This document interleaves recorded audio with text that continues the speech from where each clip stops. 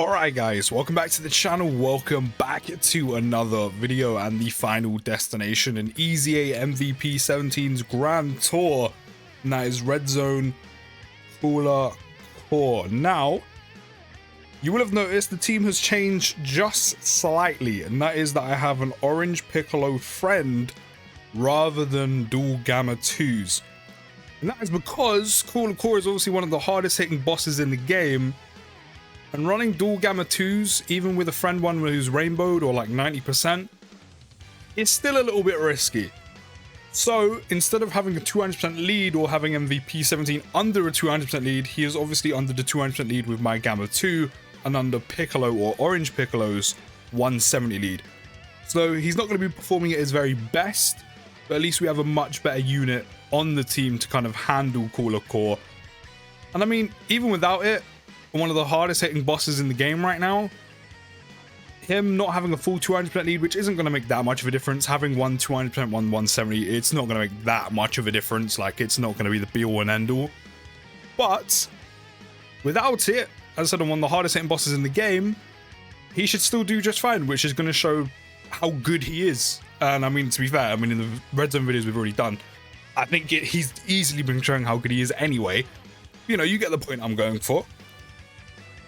And then, yeah, we also booked Gogeta Blue purely just for a bit of damage. Just for a little bit of extra damage when we get into Cooler Core. Of course, we'll have that 70% chance to dodge. The attack and defense for like, what, 4 or 5 turns.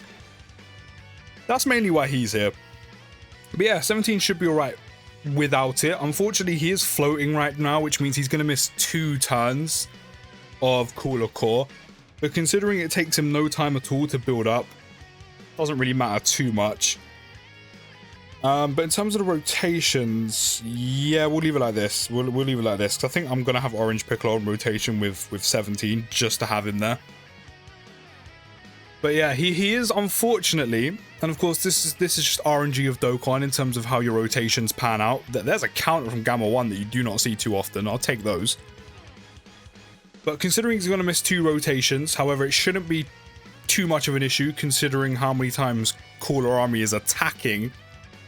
Not to mention 17 also has type advantage here. He might not have his full damage reduction yet, he's not even been hit yet, so he doesn't have all the extra defense. But because he has type advantage, him building up that 50% defense, considering there's only 3 attacks, will take no time at all. So him being on rotation or floating firstly, and missing 2 turns shouldn't really be a problem at all. And then we just have to hope we take enough damage, but not too much, where we meet the threshold to get his full damage reduction, but also have enough HP going into Cooler Core. So in terms of building 17 up, him not being on main rotation isn't really an issue. We can literally do that next turn, like, no problem at all. Like, him being in slot 1 should be fine. But we have lost a little bit of health. I don't know if we're going to lose enough to actually get to that 77% HP threshold, considering how many bulky units we have with us. So we're just gonna leave him in slot 1. He has 189k defense, so he's lost a little bit. That 200%, he's lost, to be fair, once if we link him up with Gamma 2. Okay, he's actually only lost a tiny bit. His defense is still in a pretty similar spot to what it is on a 200% lead. But we need Gamma 2 on rotation with Gamma 1. We're gonna avoid all the same type key spheres because we don't want to be recouping any HP. To be fair, if 17 gets super attacked, it's actually going to work out well for us, because we should, yeah, look at that, double digits before he's got anything. The first initial attack before he starts building up his defense, literally, and he's still doing 8 mil. Without a double 200% lead, he's still doing 8 mil with solid support active with Movie Heroes Piccolo, so yeah, he's going to be fine without it. I was going to say, if he could just get supered, he would actually take enough damage that we would get to the threshold, but obviously not take enough to, for us to really worry. So kind of unfortunately, he didn't get super attacked. Piccolo's being super attacked instead, so this actually might work out quite well for us. Can't see where our HP is at just yet. I don't think we're quite there. I don't think we're quite at the threshold just yet. Yeah, no, I don't think we're there. I think we're just a little bit above it right now. Gamma 2 popping off with additional supers though. Honestly, using a friend Gamma 2 this whole time with like 90% rainbow in the dupe system, it really does remind me how much I want dupes in him. He is so fun to use with dupes. Like, you can super attack like potentially 4 or 5 times in one turn, and then you could potentially crit on almost all of them. Like, the amount of damage he can do in one turn and raise his defense is so fun to use. But there we go. We got the transformation into Gogeta Blue. I just need you to do damage, and I need you to utilize that 70% chance to dodge. So Gogeta Blue's been sealed, which isn't really a problem considering he's floating. I mean, yeah, we could just leave Gamma 1 in slot 1. He's still gonna have his entrance buff, also type advantage. That does also allow Godku to super attack and raise his defense before being hit. So if he does get supered, which he's not, because Gamma 1 is being supered, yeah, this shouldn't really do anything.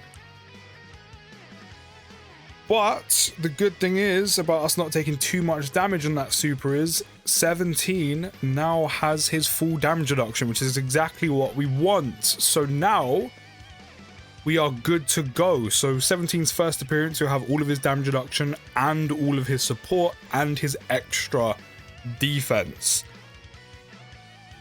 I can't remember. I think I used an item here. No, I don't think I did. I don't think I did. I really don't think I did. This is what happens when you walk away and come back mid-session. Yeah, no, we didn't. Okay, so yeah, 17 has his full defense. Again, he's got a little bit less. I mean, to be fair, we don't have the usual links that we have like Gamma 2. But yeah, we should be pretty good here. I do kind of want to see how much he's tanking, like, just without supering. I don't know if I want to risk it. I kind of want to see how much he's going to tank for. Do you know what? I'm going to find out. Cooler Core probably won't super attack us at least before 17 supers. Considering when he super attacked us last time. He's tanking double digits immediately. I knew he was good defensively. I didn't know he would be that good though. Like, don't get me wrong, he has quite a bit of damage reduction. But his defense isn't the highest score, and we're getting a double super. So not only does he have full damage reduction and everything else, but he's got a double 30% defense raise. Done some alright damage as well. And he's being super attacked. Okay, so this is like the best possible he could have, apart from 200% leads. Okay, he did take quite a bit of damage. And having dual 200% leads wouldn't have changed how much he took by that much. It still would have been in the region of like 300k.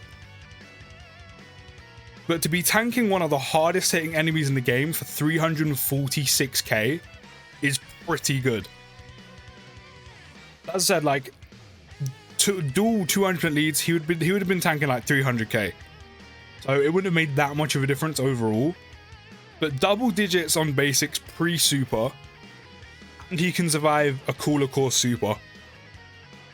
I mean, don't get me wrong, we're on the verge of death right now, and that is the only problem with his threshold and taking the damage we can take. But he survived. Right. Gamma 2 won't be supering, but give me all of those orbs so we can heal. And we've got a Whis active. He's actually... I knew he was good defensively. I didn't know he was that good defensively. Like, if being realistic, if we had him on like a proper 200% lead, like a dual 200% lead team, you're talking 600 to 700k, which means we would have lost about half HP. Which I know is quite a lot to take, but that's not bad. Godku is one of the, like, literally, I've said this last year, Godku is the literal kryptonite to movie boss and pure Saiyan enemies, and even he, against Cooler Core, even if he super attacks first, is taking like just over 200k on a super. But double digits pre-super actually impressed me quite a lot. Like, that has generally impressed me quite a bit. Like, I did not expect him to tank that well. I mean, Gogeta Blue's sealed again. Do you know what? Just because we do have a Whis active, I'm actually going to keep 17 in slot 1. Why not? Without an item, he already tanked really well in slot 1, so with an item, he's obviously going to be okay. Might as well just leave him there. I said, I knew he was really good defensively. I didn't realize he would be that good defensively. Damn. I clearly underestimated him, even though I already knew he was good and I believe him to be very good. I clearly underestimated how good he actually is. I mean, I thought I was already bigging him up enough. Clearly not. Clearly not. Clearly not. Jesus. I said, eventually when Reps Universe 7 gets revisited and gets new Dokkan Fest, new EZAs, new units, this man is up. Like, this man has already secured his place. He's already pre-booked. He's already pre-ordered and reserved his space on an updated Reps Universe 7 team. Eventually, when that category gets a 200% lead, he's already booked his place, pre-reserved his space on that team as a mainstay. Good support, decent damage output, very, very good defensively. Like, let me change what I've been saying. Decent damage output, great support, very, very good defensively. Very good. Very, very good. And again, this is without on a dual 200 lead, which doesn't make that much of a difference. This is also while not even being linked up that well. He literally has like 1 or 2 links active. So imagine when he does have a 200 lead and he has like the majority of his links active. 17 is up, like up. Fair enough, man. Fair enough. Fair enough. My boy 17 be repping. You know, it's in the genes. We've got the same name, sort of, like, it's in the genes. Yeah, let me actually check. He does have, yeah, literally 2 links active, which is Fierce Battle and Solid Support. Solid Support is literally giving us attack plus 15%. Fierce Battle attack plus 20%. Yeah, he's literally only got 2 links active. And he's still performing this well. So imagine when he has an actual linking partner next to him.